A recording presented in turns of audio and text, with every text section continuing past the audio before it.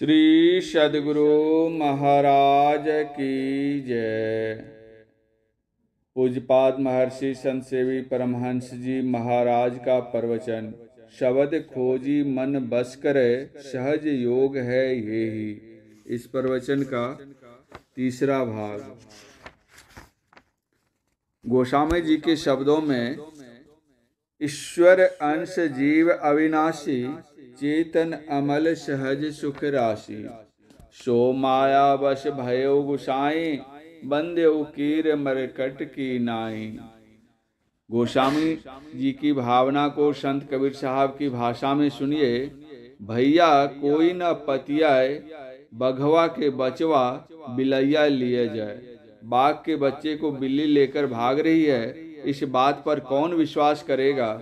जीवात्मा ईश्वर का अभिन्न अंश है। आत्मा अजर है, अमर है, अविनाशी है। यह माया के फेर में पड़ा हुआ है। मन तो ही नाच नचावे माया, आशा डोरी लगाए गले बिच।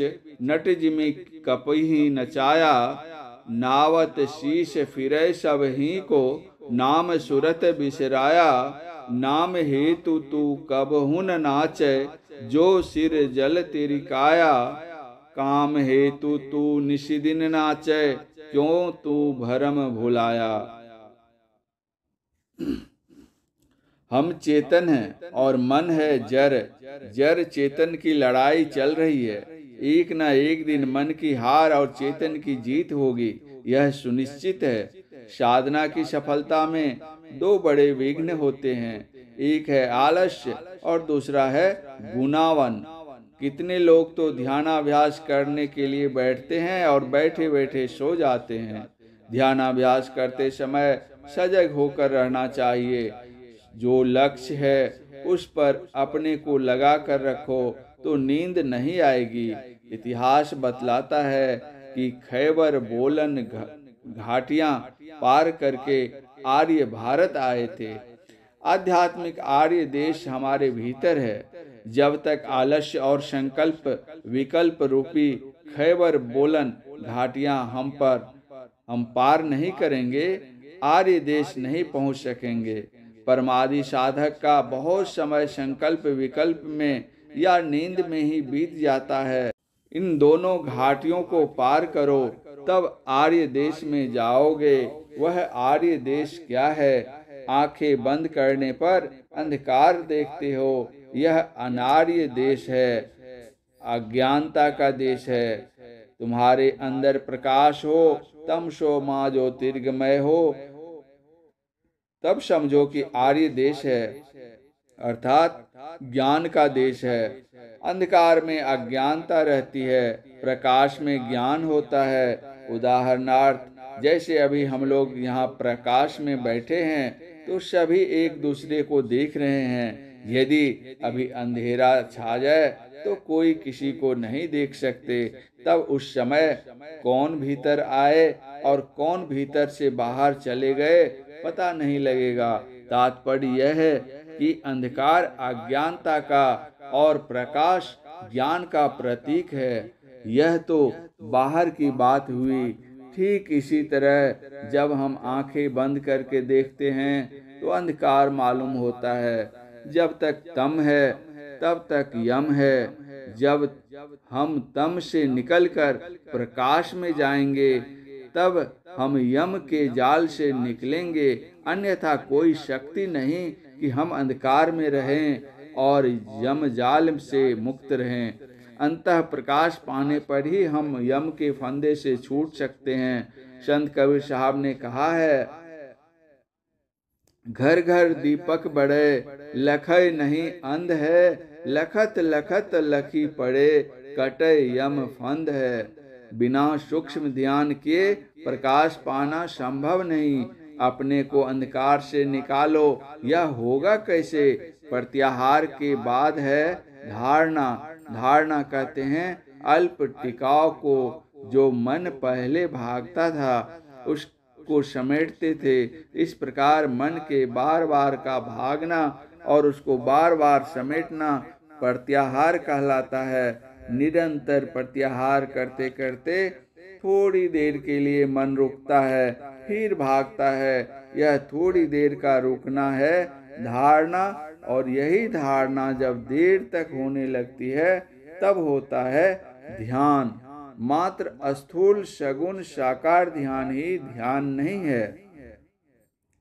ज्ञान संकलिनी तंत्र में लिखा है, न ध्यानं ध्यान मिथ्याहुर ध्यानं शून्य गतं मनः तस्य ध्यान प्रसादेन सौख्यं मोक्षं न संशयः। अर्थात ध्यान को ध्यान नहीं कहते हैं, शून्यगत मन को ही ध्यान कहते हैं। किसी ने मीराबाई से पूछा था कि हम लोग जो ध्यानाभ्यास करने के लिए बैठते हैं तो पता नहीं मन कहाँ कहाँ चक्कर काटता है। तुमने कौन सी साधना की, कैसी साधना की कि तुम्हारा मन काबू में आ गया? मीराबाई ने उत्तर दिया, मीरा मन मानी सूरत शैल आसमानी। सूरत से आसमान की सैर की, तब मीरा का मन मान गया। विचारने विषय है, मीराबाई किस सवारी से आसमान की सैर करती थी? हेलीकॉप्टर से या वायुयान से या रॉकेट से? परम भक्तिन मीराबाई की यात्रा बाह्याकाश की नहीं, अंतराकाश की थी। उनका यान बिंदु और नाद था। बिंदु नाद अगुवाई तुम्हें ले जाएंगे, अरे हारे में ही ज्योति मंडल सह नाद की सैर दिखाएंगे। महर्षि में ही पदावली। शून्य का गुण शब्द होता है जिससे मन वश में होता है।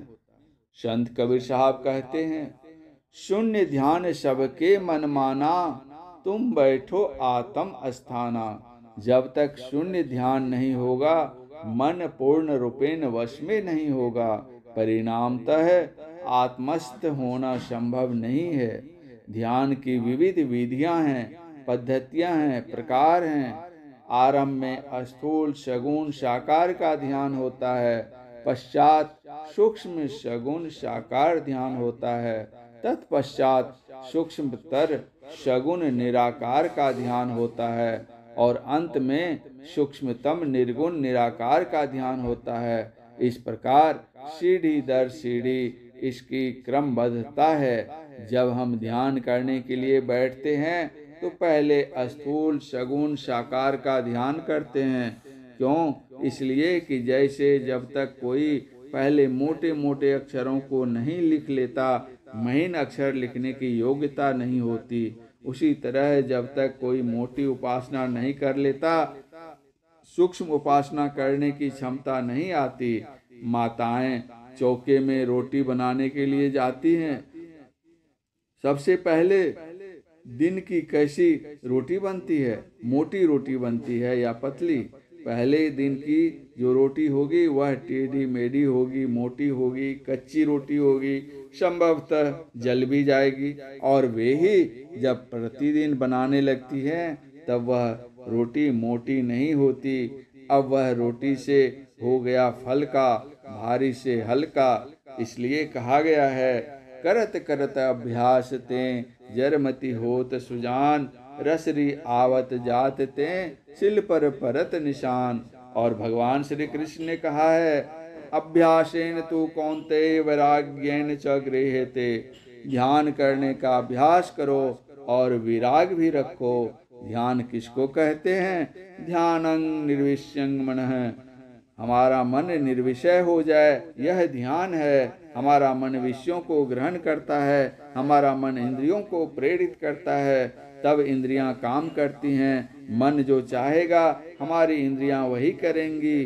जैसे हमारे सामने भोजन की थाली परोसी हुई है, भोजन की 25 प्रकार की सामग्रियां हमारे सामने है, उन 25 में मन जिसको पसंद करेगा हाथ उसी पर जाएगा।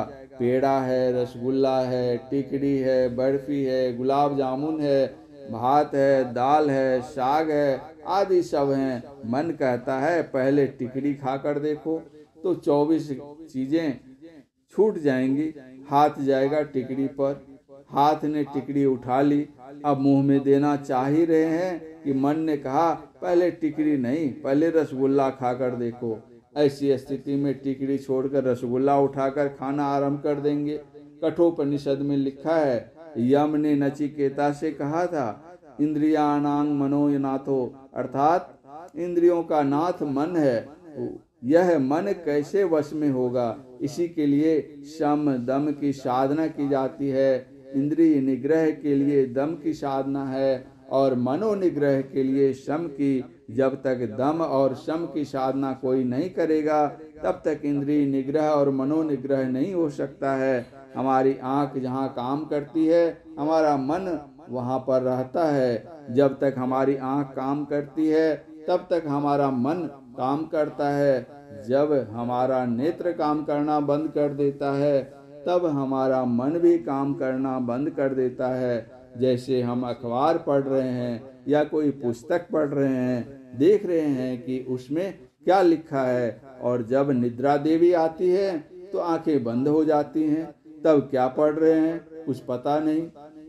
इससे निष्कर्ष निकलता है कि आंखों के काम करने पर मन काम करता है और आंखों का काम बंद होने पर मन का काम भी बंद हो जाता है। अखबार अथवा पुस्तक हमारे सामने टेबल पर रखने पर भी आंखें बंद होने पर हम उससे बेखबर हो जाते हैं। कुछ ही देर में यदि हमारी आंखें खुल जाती हैं, हम जग जाते हैं, तो हमारा मन भी काम करना प्रारंभ कर देता है, अर्थात हम पढ़ने लग जाते हैं। श्रीमद् भागवत गीता के 6ठे अध्याय में भगवान श्री कृष्ण का उपदेश ध्यान के लिए है। ध्यान कैसे करना है उसके लिए वे बतलाते हैं।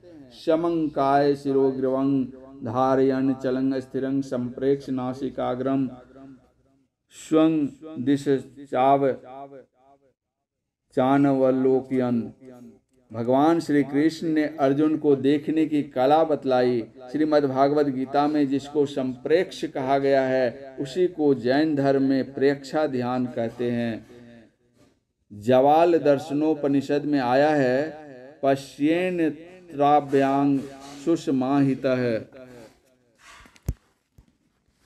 पश्येन, पश्येत मतलब देखे। उपनिषद में पश्येन ध्यान बतलाया गया है और बौद्ध धर्म में विपश्यना कहा गया है। चाहे पश्येन कहिए, विपश्येन कहिए, प्रेक्षा कहिए, संप्रेक्ष कहिए, वस्तु एक ही है, लेकिन भेद यह गुप्त पाना किसी ग्रंथ से है असंभव, समझ लो किसी संत से।